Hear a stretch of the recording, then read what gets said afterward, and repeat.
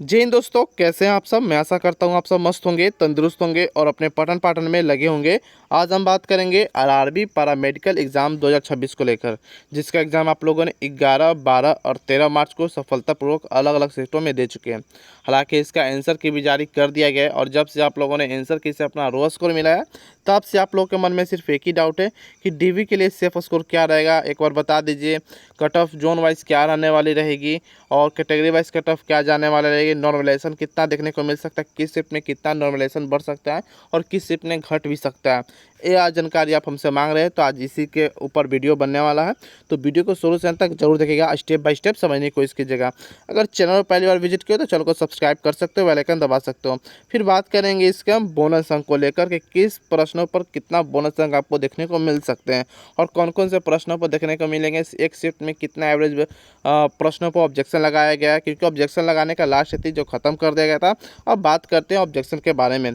Objection आपका 29 तारीख तक लगाना था, जो कि आपका समय खत्म हो चुका है। और बात करेंगे कि कितने प्रश्नों पर ऑब्जेक्शन अभी तक लगा दिया गया है। बात किया जाए टोटल पोस्ट को लेकर, तो टोटल पोस्ट इसमें 434, इसमें टोटल पोस्टों की संख्या थी, यानी कि 434 वैकेंसी इसमें निकाली गई थी आरआरबी पैरामेडिकल में। अलग अलग पोस्टों पर वैकेंसी निकाली गई थी। टोटल फॉर्म की बात किया जाए 3,50,666 इसमें टोटल फॉर्म भरे गए थे। प्रेजेंट कैंडिडेट 2,90,956 के करीब में से टोटल प्रेजेंट कैंडिडेट इसमें रहे हैं। आंसर की आपका 21 मार्च को जारी कर दिया गया, लगभग 10 दिन के अंदर या 7 से 8 दिन के अंदर आंसर की आपका जारी कर दिया गया है। एग्जाम लेवल की बात किया जाए तो मॉडरेट टू हार्ड आपका एग्जाम का लेवल रहा है, ना ही ज़्यादा इजी ना ही ज़्यादा कठिन। लेकिन बहुत से कैंडिडेट इसमें भी बात कर रहे थे कि मेरा एग्ज़ाम का लेवल काफ़ी इजी था और किन्हीं को यह भी लग रहा था कि मेरा एग्ज़ाम का लेवल काफ़ी हार्ड था। तो उसके और आप पे निर्भर करता है। अगर आपकी तैयारी अच्छी होगी तो आपको एग्ज़ाम के लेवल इजी या मॉडरेट लग सकता है। आपकी तैयारी अगर ज़्यादा ख़राब होगी या 50-40% आपकी तैयारी रहेगी तो आपका एग्ज़ाम का लेवल मॉडरेट देखने को मिल सकता है। ये सभी के अपने अपने ओपिनियन है, तो इसमें कोई दो राय नहीं है। आगे अगर बात किया जाए, टेक्स्ट बुक पास प्रो लाया है। टेक्स्ट बुक पर आपको हर एक सेल देखने को मिल रही है। जैसे कि इस बार आपको पावर प्ले सेल देखने को मिल जा रही है, जो कि 31 मार्च तक वैलिड रहेंगे।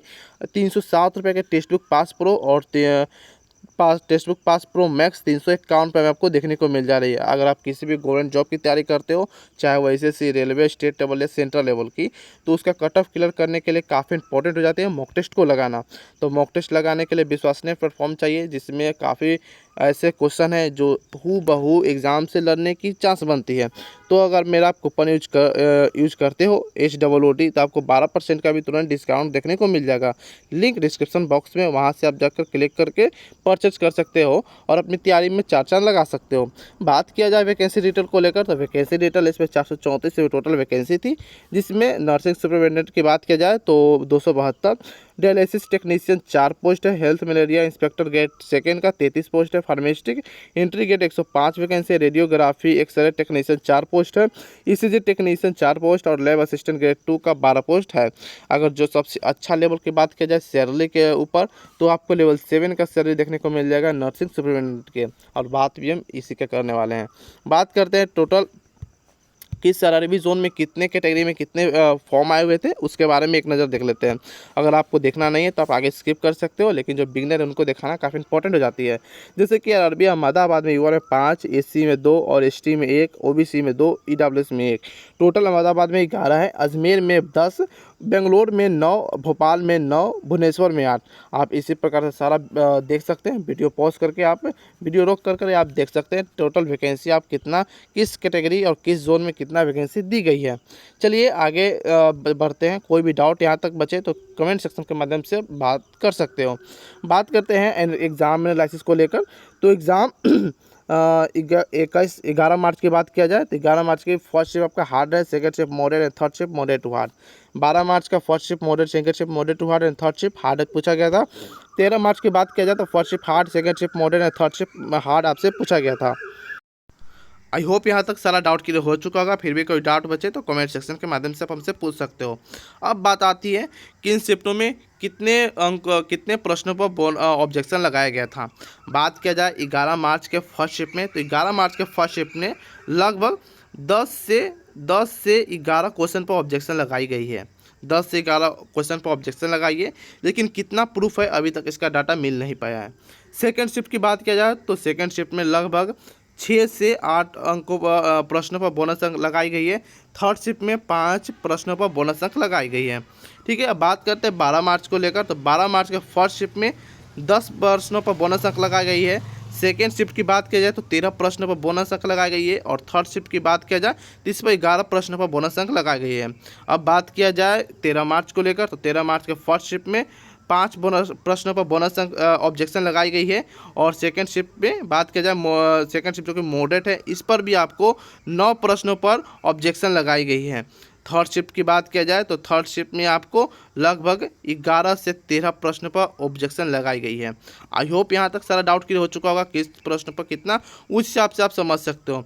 तो आप ध्यान रखें, जितना प्रश्नों पर ऑब्जेक्शन लगाई गई है वो आपको सही नहीं हो सकता है, क्योंकि अगर सपोज दैट 11 से 10 से 11 प्रश्न पर ऑब्जेक्शन लगाई गई है, ठीक है, मैं बात करता हूँ एवरेज, 10 का एवरेज लेकर चलता हूँ, और किन्हीं शिफ्ट में 10 प्रश्नों पर ऑब्जेक्शन लगाई गई है, जिसमें ज़रूरी है कि 10 के 10 ऑब्जेक्शन आपका पास हो जाए।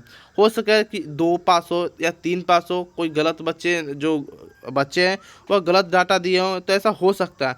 तो आप एवरेज लेकर चलिए कि किन्हीं शिफ्ट ने 3 से 4 नंबर हर शिफ्ट में बढ़ने की आशंका है बोनस अंक के नाम पर। बाकी नॉर्मलाइजेशन की बात किया जाए तो नॉर्मलाइजेशन के बारे में बताते हैं। हार्ड शिफ्ट में आपको 1 से 10 नंबर तक बढ़ने की चांस होती है। मॉडरेट शिफ्ट में आपको 1 से 8 नंबर, 1 से 6 या 8 नंबर तक बढ़ने की चांस होती है। और इजी शिफ्ट की बात किया जाए तो इजी शिफ्ट में नंबर घटते हैं बाबू, इजी शिफ्ट में नंबर घटते हैं, बढ़ते नहीं हैं। बढ़ने का कोई चांस नहीं है, घटते हैं या ऐस क्या है जैसा का तैसा रह जाता है। जैसे कि अगर आपने रो मार्क्स लाया है 56 या 58 रो मार्क्स आपने लाया, सपोज दैट बात कर रहे हैं, तो उसमें 56 ही रह सकता है या 56 से 50 का जा सकता है। ऐसा भी होने को मिलता है आरआरबी में। आई होप यहाँ तक सारा डाउट क्लियर हो चुका होगा। फिर भी कोई डाउट बचे तो कमेंट सेक्शन के माध्यम से आप हमसे पूछ सकते हो। कमेंट करने से पहले आपको मैं बता दूं, कमेंट करने से पहले आपको हाइप करना होगा, और आप हाइप कर कहीं आप कमेंट कर सकते हो, अदरवाइज आप कमेंट नहीं कर पाओगे, क्योंकि कुछ टेक्निकल प्रॉब्लम आ रही है। ऐसा यूट्यूब से मैं बात हो रहा है, वह जल्द नहीं इसके बारे में सोल्यूशन देंगे, लेकिन अभी तक तत्कालीन आपको एक रिक्वेस्ट है, हाइप कर जो भी कमेंट करना होगा हाइप कर करना होगा। ऐसे कमेंट आप नहीं कर पाओगे। इस पर बात हो रहा है यूट्यूब से, जल्द इसको अच्छे तरीके से हम कर लेंगे। कुछ आईडी पर प्रॉब्लम आ रहा है, उसके बारे में आगे हम बात करते रहेंगे। बात करते हैं total RRB staff nurse exam pattern को लेकर। इसमें बात की जाए टोटल इसमें 100 क्वेश्चन पूछे गए थे 100 नंबर के, जिसमें साइंस से 10 क्वेश्चन 10 नंबर का, रीजनिंग के 10 क्वेश्चन 10 नंबर का, और जीएस से 10 क्वेश्चन 10 नंबर का, और प्रोफेशनल एबिलिटी से 70 क्वेश्चन 70 नंबर से पूछे गए थे। इसमें 1/3 का निगेटिव मार्किंग भी थी। आई होप यहाँ तक सारा डाउट क्लियर हो चुका होगा। बात करते हैं मिनिमम क्वालिफाइंग मार्क्स को लेकर। तो मिनिमम क्वालिफाइंग मार्क्स आपका ईडब्ल्यूएस और ईयूआर से 40%, ओबीसी एससी से 30%, एसटी का 25% निर्धारित की गई है। अगर इससे कम अगर आप अंक लाते हो तो आप डिस्क्वालीफाई हो जाओगे। किसके लिए? तो सेकेंड स्टेप के लिए। ठीक है, बात करते हैं नेक्स्ट, एक्सपेक्टेड कट ऑफ क्या आने वाला रहेगा। अगर आप यूआर से हो तो 66-70 नंबर आपका बन रहा है, तो आप सेफ हो, टेंशन लेने की कोई ज़रूरत नहीं है। आप डीबी की तैयारी कर सकते हो, डीबी के लिए आप एलिजिबल होगे। ओबीसी 63 से 65, ईडब्ल्यूएस 60 से 62, एससी 56 से 60, और एसटी 50 से 54 के अप्रॉक्स में अगर आपका नंबर बन रहा है तो आप सेफ हो। आप आगे की प्रक्रिया के लिए आप सेफ रहोगे, कोई भी दिक्कत नहीं है अगर आपका इतना नंबर बन रहा है तो। बात करते हैं बहुत से इसमें बच्चों को एक दिक्कत होगी, मैं उस दिक्कत को भी ख़त्म करने वाला हूँ। जैसे कि अगर बहुत से कहते इतना कैसे जाएगा, किन्हीं को लगता होगा इतना कम या किन्हीं को इतना ज़्यादा। पहले कम वाला को सॉल्व करता हूँ, फिर ज़्यादा वाला का भी सॉल्व कर दूँगा। यह जो मैं बात कर रहा हूँ, यह मैं मार्क्स की बात कर रहा हूँ, रो मार्क्स की। किसका? तो रो मार्क्स में मैं पहले बता दिया कि इसका आप क्या रो मार्क्स है। इसमें आपको क्या देखने को मिल जाएगा? नॉर्मलाइजेशन देखने को मिल जाएगा। नॉर्मलाइजेशन के बाद बोनस अंक देखने को मिल जाएगा। तो आप समझ सकते हो कट ऑफ कहाँ तक जा सकती है, तो आप समझ जाइए। इसमें देखिए नॉर्मलाइजेशन के नाम पर आपको कम से कम तो 8 नंबर एवरेज लेकर चलिए, 5 से 8 नंबर एवरेज लेकर चलिए। न बढ़ती है तो 10 तक 12 तक बढ़ जाती है, लेकिन मैं आपको एक 8 एवरेज लेकर चलता हूँ। बोनस तक में 2 ही एवरेज लेकर चलिए, तो 8 और 2 10 हो गया, और 70 और 10 80 हो गया। इससे ज़्यादा आपका कट ऑफ नहीं जा सकती, काफ़ी हाईएस्ट कट ऑफ हो गया। इससे ज़्यादा आपका कट ऑफ जाने की कोई चांस नहीं है पैरामेडिकल में। ठीक है, आई होप यहाँ तक सारा डाउट क्लियर हो चुका है। फिर भी कोई डाउट बचे तो कमेंट सेक्शन के माध्यम से पूछ सकते हो। बाकी और भी इन्फॉर्मेटिव वीडियो के लिए आप हमारे चैनल को सब्सक्राइब कर सकते हो, बेल आइकन दबा सकते हैं, और आरआरबी पैरामेडिकल जो कोई भी जानकारी आएगी तो सबसे पहले आपको इसी चैनल पर देखने को मिलेगी। तो फिर मिलते हैं कोई और अदर इन्फॉर्मेटिव वीडियो में, तब तक के लिए जय हिंद जय भारत दोस्तों।